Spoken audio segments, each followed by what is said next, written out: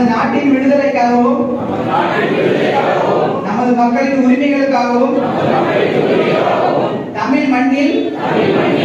இருந்து வீரத்துடன் போராடி உயிர் நீத்த எண்ணற்ற வீரர்களின் தியாக மொழியை காக்க உயிர் தியாகம் செய்த